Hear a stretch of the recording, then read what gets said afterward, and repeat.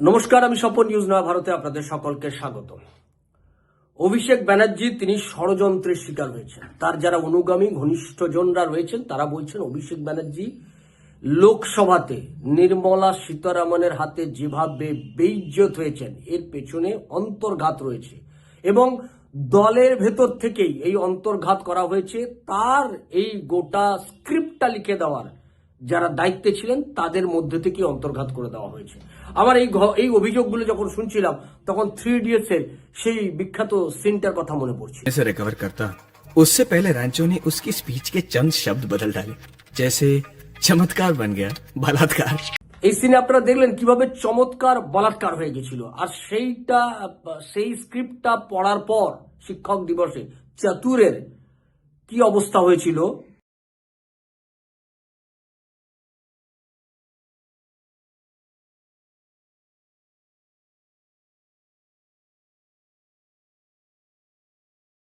সেই সিনেমার পুনরাবৃত্তি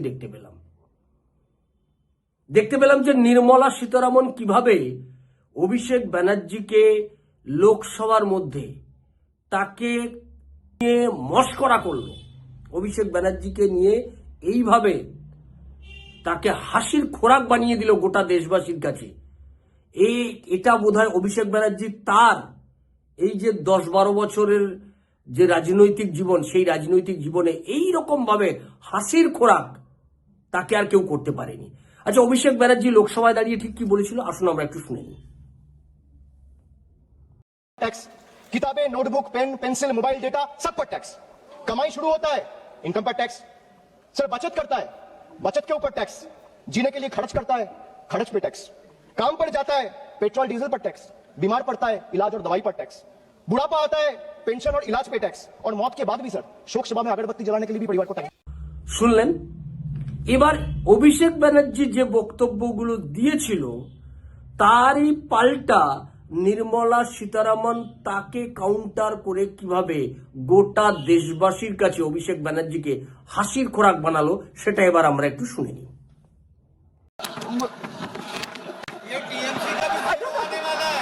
वेरी अट्रैक्टिव वे में वो बोलते हैं जन्म लेते हुए ही दूध के ऊपर टैक्स है, डायपर के ऊपर टैक्स है, फिर स्कूल में जाता है नोटबुक के ऊपर टैक्स है, फिर हॉस्पिटल में जाता है उसमें टैक्स है। कहां से निकाल रहे हैं जी ये सब? मैं बोल रही हूं 2017 जब जीएसटी इंट्रोडक्शन हुआ तब से ही दूध के ऊपर टैक्स नहीं है जीएसटी। ये कहां से ले आ रहे हैं जी? एक इस हाउस को I don't know if it is the right word, बेवकूफ बनाने के लिए उनका भाषण है। मिल्क के ऊपर कोई टैक्स नहीं है जीएसटी। एजुकेशन के ऊपर कोई टैक्स नहीं है, जीएसटी इफेक्टिवली एग्जेम्प्ट है, जीरो है। Pre school to higher secondary education ये सब जीएसटी से मुफ्त। Education leading to recognised qualification जहां है वहां भी जीएसटी नहीं है। बुक्स, नोटबुक्स, टेक्स्ट बुक्स सब जीरो है जीएसटी। ये सब जुलाई 2017 से ही ये नेक्स्ट जनरेशन जो सितंबर 2025 में आया उसमें और सुधार हुआ है। एंड देयरफॉर एसेंशियल और ये भी पेंसिल, शार्पनर, ये आप आराम से सुनिए ना, आप सुनिए madam. Pencil, sharpener, eraser, exercise book, notebooks, maps सब जीरो है। सो ये कहां से निकल कर डेटा ले आ रहे पता नहीं। हेल्थ केयर सर्विसेज सितंबर 2025 से इधर बहुत चर्चा हुआ मानसून सेशन के समय। उसके बाद हेल्थ में मैं जीएसटी काउंसिल को धन्यवाद कहना चाह रही हूं, सभी मंत्रीगण उसमें सहमत थे। जीएसटी रेट, ट्रीटमेंट, डायग्नोसिस और केयर के लिए जीरो है, टोटली एग्जेम्प्ट है since 1 July 2017। Health and life insurance अभी वो भी जीरो को आ गया प्रीमियम के ऊपर। फिर पता नहीं कहां से बोल रहे हैं। फिर मुझे बहुत ही दुख लगा और ये विषय हम सबको दुखदायक बनाने वाले विषय और इसमें एक बार नहीं 2 बार 2 बार मैडम आप शांति से बैठो। Madam honourable chair, honourable member Abhishek Banerjee ने 2 बार एक विषय जिक्र किया, मुझे बहुत दुख लगा। हम सबको दुख लगेगा। आदमी मरने के बाद भी जीएसटी है, अगरबत्ती चलाना हो तो भी जीएसटी है। ये बयान उनसे मैंने सुना और मुझे बहुत दुख लगा। जीएसटी फ्यूनरल सर्विसेज के ऊपर कभी नहीं था, 0।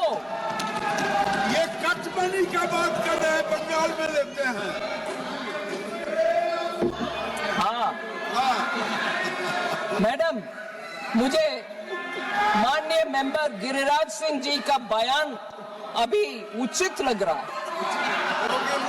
शायद बंगाल में कटमनी सिंडिकेट ले रहा होगा डेथ के ऊपर, उसके कारण वो बोल रहे हैं वो जीएसटी है। वो जीएसटी नहीं, टीएमसी का कट सिंडिकेट, टीएमसी का सिंडिकेट ले रहा है। শুনলেন অভিষেক ব্যানার্জির অনুগামীরা বললেন এই স্ক্রিপ্ট কি বদলে দেওয়া হয়েছে?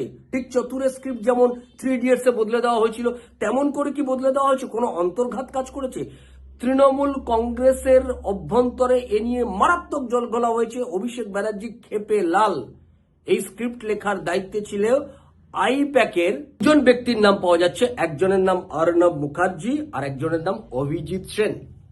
এরাই মূলত লোকসভায় অভিষেক ব্যানার্জি যে বক্তব্য রাখবে সেই বক্তব্যটা যাতে গোটা দেশবাসীর নজরে পড়ে, আইপ্যাককে দায়িত্ব দেওয়া হয়েছিল 2026-এর বিধানসভা নির্বাচনের আগে লোকসভায় অভিষেক ব্যানার্জির জন্য এইরকম একটা স্ক্রিপ্ট বানিয়ে দাও, যে স্ক্রিপ্টটা অভিষেক ব্যানার্জি দেখে পড়ে দেবে আর গোটা দেশ ধন্য ধন্য করবে।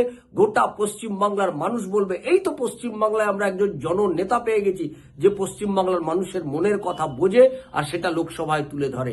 এটা করতে গিয়ে ঘটনাটা ঘটে গেছে উল্টো। এর বিরুদ্ধে এই অভিযোগ শোনা যাচ্ছে, বলছেন এদের ভুল স্ক্রিপ্টের কারণে অভিষেক ব্যানার্জিকে আজকে বেইজ্জত হতে হলো গোটা লোকসভার মধ্যে দাঁড়িয়ে।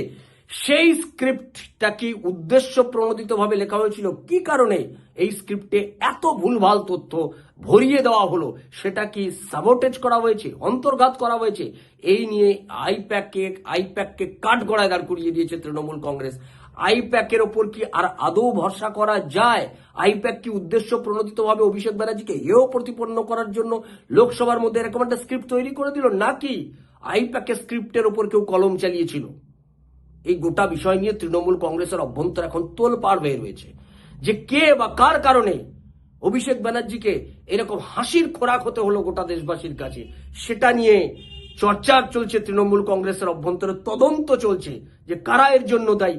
তাদের ব্যাপারে তৃণমূল কংগ্রেস কড়া পদক্ষেপ নেবে, দল তাদের বিরুদ্ধে কড়া অবস্থান নেবে এবং তারা যদি আইপ্যাকের কেউ হয় তাহলে আইপ্যাকের বিষয়েও দল ভাববে যে ইমেজ ক্ষতিগ্রস্ত হলো, তার জন্য আইপ্যাককেও তারা কাঠগড়ায় দাঁড় করাচ্ছে।